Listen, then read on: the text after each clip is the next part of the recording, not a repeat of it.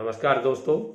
आज के ज़माने में आप किसी भी बस में बैठ जाइए और वहाँ आपको लड़कों की जब भीड़ मिलती है तो आपको पूछिए कहाँ जा रहे हो बेटे, तो वो कहेंगे कोचिंग करने जा रहा हूँ। कहाँ जा रहे हो? तैयारी करने जा रहा हूँ। कहाँ जा रहे हो? सर्विस लगने जा रहा हूँ। कारण क्या है? रोजगार नहीं है। रोजगार नहीं है, उसका कारण क्या है? स्किल नहीं है, सरकारी नौकरियों के पीछे भाग रहे हैं, रिस्क लेने से डर लग रहा है, बिजनेस करने के लिए पैसे नहीं है। ये सारी बातें बनावटी हैं दोस्तों। अब आप कहेंगे दादाजी ये सारी बातें बनावटी कैसे हो सकती हैं? हाँ, मैं आपको प्रूव करके बताऊंगा कि ये सारी बातें बनावटी हैं। आप मुझे बताइए कि बिरला जी ने जब शुरुआत की थी, क्या उनके पास अरबों रुपए थे? नहीं थे। क्या डालमिया जी ने जब फैक्ट्रियां डाली थी अरबों रुपए थे? नहीं थे। चलिए धीरू भाई अंबानी जी के बारे में तो आप जानते होंगे, बच्चा बच्चा जानता है, इंडिया का हर नवयुवक जानता है, वो धीरू भाई अंबानी। क्या उनके पास करोड़ों रुपए थे? नहीं थे। एक पेट्रोल पंप पे तेल डाला करते थे वो। और उस आदमी के बेटे आज वर्ल्ड फेमस हो रहे हैं, इंडिया में 1 नंबर के रिचेस्ट पर्सन की गिनती में आते हैं।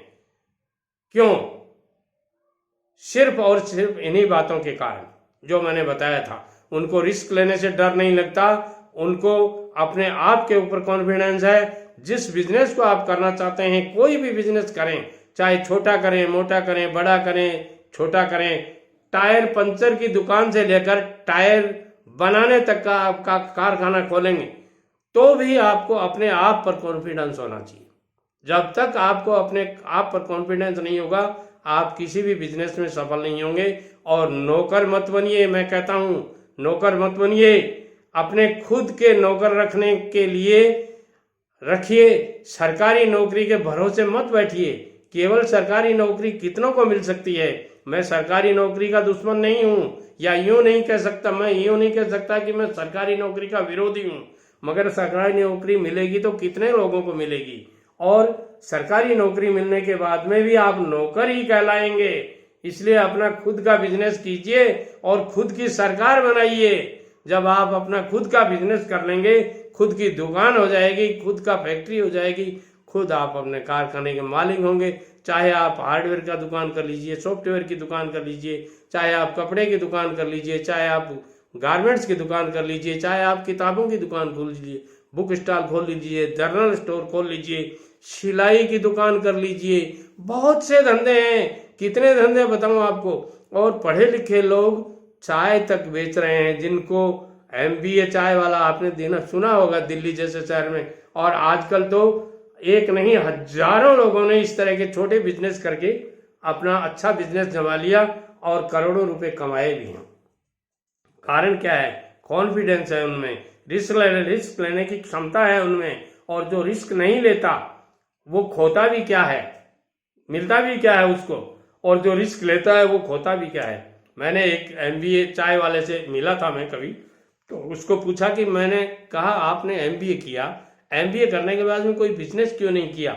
तो उन्होंने सीधा सा सरल सा जवाब दिया कि पैसे नहीं थे। तो पैसे के बिना बिजनेस नहीं होता, क्योंकि अच्छा पढ़ा लिखा था, अच्छा बिजनेस करना चाहता था। तो मैंने पैसा कमाने के लिए आपने चाय को ही क्यों चुना?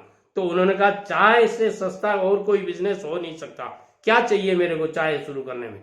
शुरुआत में चाय का बिजनेस करने के लिए मुझे क्या चाहिए? 5 किलो दूध जो मेरे घर में गाय या भैंस का होता था वो ले आया, एक गैस सिलेंडर ले आया, एक चूल्हा ले आया, एक टेबल ले आया, 4 कुर्सियां ले आया, और ये चाय का बिजनेस शुरू हो गया। और जब चाय का बिजनेस मैंने धीरे धीरे शुरू किया तो उससे अच्छा पैसा कमाया। और पैसा कमाने के बाद में चाय में मैंने अलग अलग वैरायटी दी।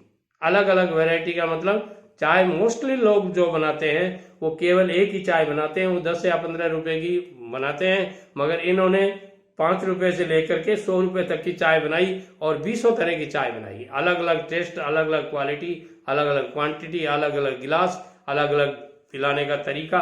तो ऐसी स्थिति में आप अच्छा पैसा कमा सकते हो। हर बिजनेस में आपको अलग से कुछ करना होता है।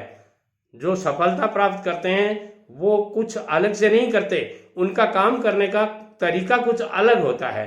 तो आप भी यदि पैसा कमाना चाहते हो तो कुछ अलग तरीके से कीजिए। अलग तरीके से जो बिजनेस करते हैं उन्होंने अच्छा पैसा कमाया है और उसी डर्रे पर बैठे हैं। बाप ने दुकान खोल दी किराना की, वो 10 पीपे काट के रख लिए और बेटा भी उन्हीं पर बैठा है, एक छोटी सी गिद्दी लगा रखी है और उसी में बैठा है। वो बिजनेस कैसे चलेगा? आप उस बिजनेस को स्टोर बना सकते थे, बहुत अच्छा पैसा लगा करके आप उसमें बहुत अच्छा कमाया है आपने, ये बात नहीं है। कमा करके आपने एफडी बना करके रख दी उसको या और किसी जगह इन्वेस्ट कर दिया, मगर उस बिजनेस में तो नहीं लगाया। जब तक आप अपना कमाया हुआ पैसा अपने बिजनेस में नहीं लगाएंगे तो बिजनेस कैसे ग्रो करेगा? इसलिए दोस्तों कोशिश कीजिए, नौकर बनने की कोशिश मत कीजिए, मालिक बनने की कोशिश कीजिए। और मालिक तब बनेंगे जब अपना खुद का बिजनेस करेंगे, चाहे छोटा हो या मोटा, अपना बिजनेस जरूर कीजिए। जब आप अपना बिजनेस कर लेंगे तब आपके समझ में आएगी कि शर्मा जी ने एक दिन अपने को वीडियो में बताया था कि अपना बिजनेस शुरू कीजिए, और आज उनके बताए के कारण आज अपन धन्ना सेठ कहला रहे हैं। वीडियो पसंद आता है तो लाइक शेयर और कमेंट करें और इस वीडियो को रोकिएगा मत। जिन लोगों को इस वीडियो की जरूरत है उनके पास शेयर कीजिए। हो सकता है आपको जरूरत नहीं हो तो कोई बड़ी बात नहीं है, आपको जरूरत नहीं है, आप इसको उन दोस्तों के पास भी भेजिए, उन लोगों के पास भेजिए, उन अपने कर्मचारियों के पास भी भेजिए। आप पिता हैं तो अपने पुत्र के पास भेजिए, पुत्र हैं तो पिता के पास भेजिए, आप दोस्त हैं तो अपने दोस्त के पास भेजिए, भाई हैं तो किसी भाई के पास में भेजिए। नमस्कार।